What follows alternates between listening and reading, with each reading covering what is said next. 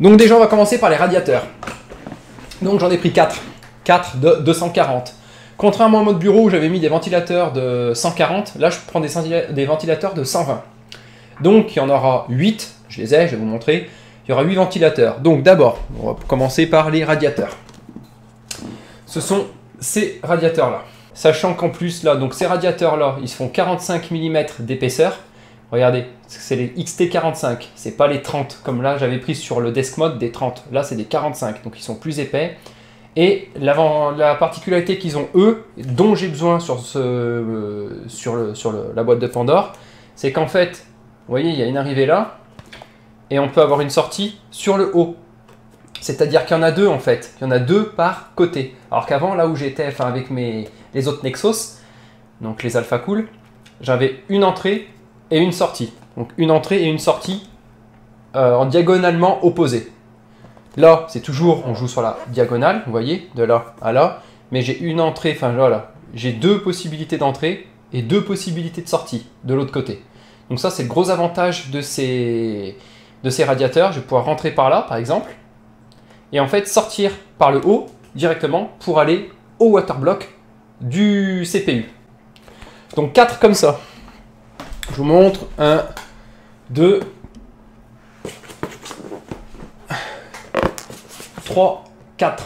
Donc pareil, hein, toujours chez Alpha Cool, tout simplement parce que je suis ravi de cette marque et que j'en suis totalement satisfait, pleinement satisfait. Le petit Proco, donc un i7 8700K comme je vous avais dit, voilà, un i7 8700K pour le jeu, c'est ce qu'il y a de mieux. Ensuite, bien évidemment, vous connaissez donc la pâte thermique Chironaut de chez Thermal Grizzly. Donc j'ai pris, je vais pas l'ouvrir tout de suite, mais j'ai pris la grosse seringue. J'ai pris la grosse, je sais plus combien il y a de grammes, enfin la plus grosse dans cette gamme-là de Chironaut.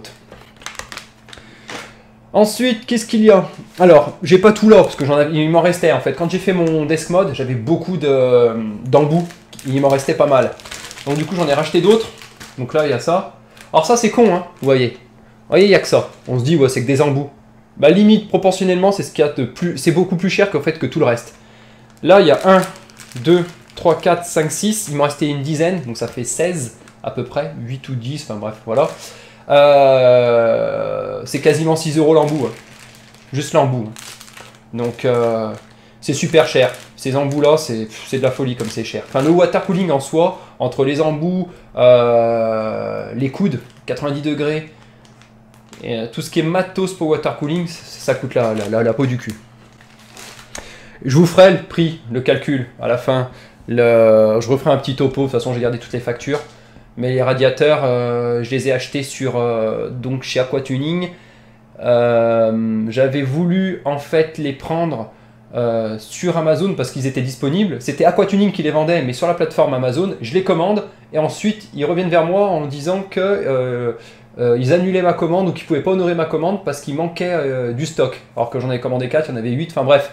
Avec Amazon, en ce moment, j'ai eu que des merdes, réellement, que des problèmes. Quelqu'un qui commande peu, peut-être que ça peut marcher, mais moi, je commande tellement à gogo que je crois que... Enfin, sur des pièces, ils n'arrivent pas, il y a des trucs où ils n'arrivent pas à suivre au niveau de la logistique, quoi. C'est pas mis en temps réel, à jour, etc. Bref, voilà.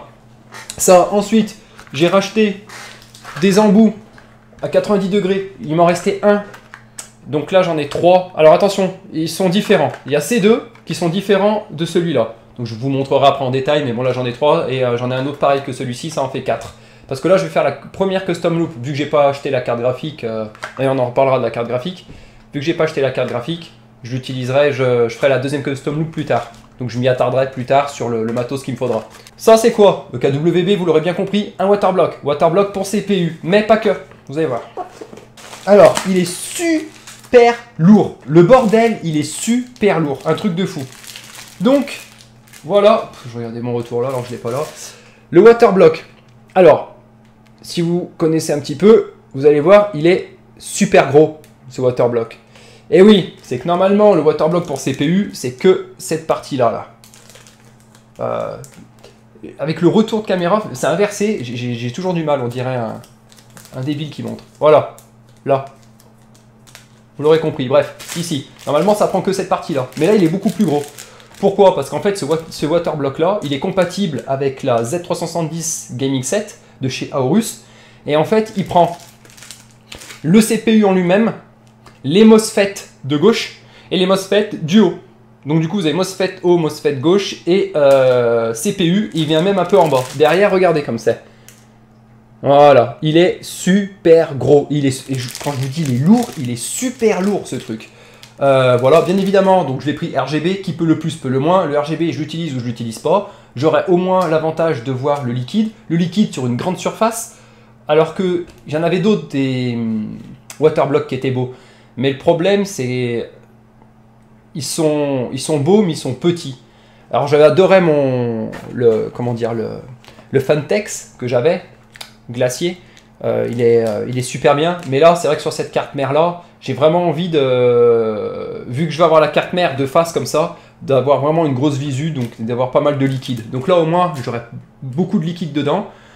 Et puis bon, voilà, bien évidemment, ça va venir refroidir les MOSFET. Donc c'est le top du top. Voilà ce que vous avez suivi. Il y a un gros cache à gauche, il y en a un autre qui est à peine dessous. Il faut l'enlever et il faut enlever celui de dessus.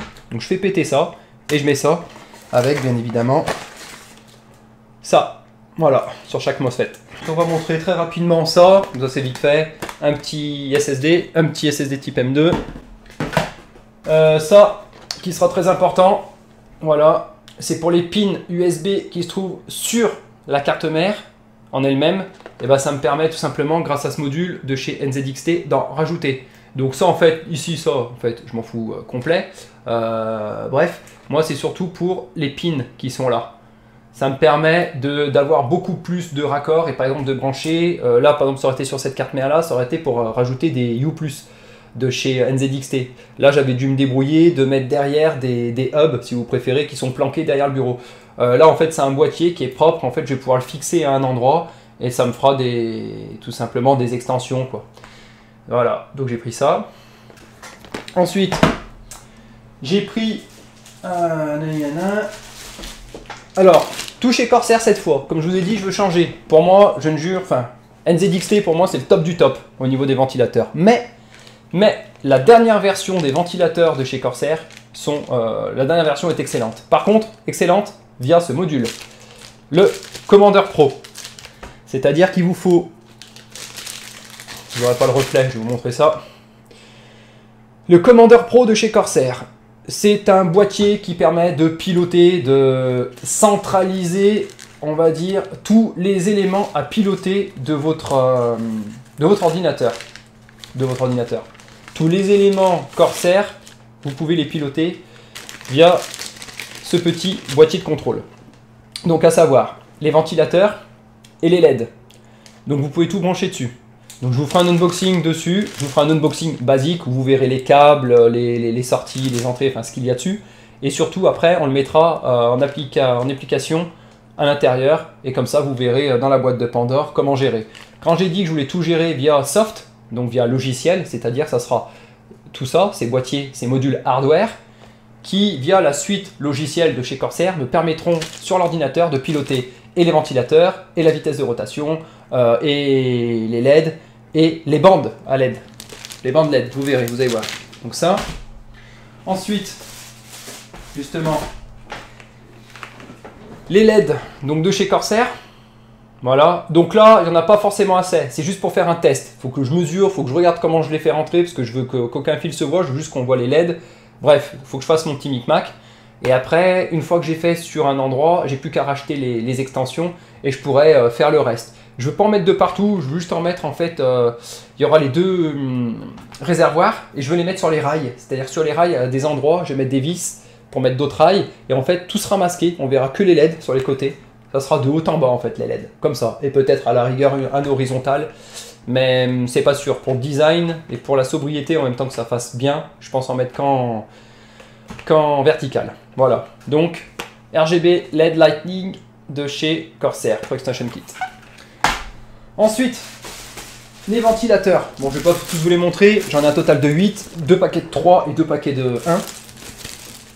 Les LL 120. Voilà, tac, tac, tac, tac, tac. Les LL 120 de chez Corsair. Ils sont très bien. Ils sont très très bien, ces ventilateurs. Pourquoi ils sont bien? Comme je vous ai dit, pour moi, NZXT, c'est le top du top. Parce que l'anneau, en lui-même, il est travaillé sur la NZXT. Et pourtant, ce ventilateur, maintenant, il date. Et il n'y a pas eu de nouvelle version de chez NZXT en ventilateur. Pour vous dire que dès le début, le boîtier, le U+, et les ventilateurs, c'était le top du top. Ils étaient au point dès le début. Contrairement aux autres marques qui ont sorti les rames pour pouvoir faire un produit abouti. Ils ont sorti je ne sais combien de versions. Je suis bien placé. J'avais eu les Thermaltake. J'ai eu 2 versions. J'ai eu, c'est tout, Thermaltake de version, les NZXT et maintenant donc les Corsair, mais par contre j'avais suivi tous les produits en ventilateur.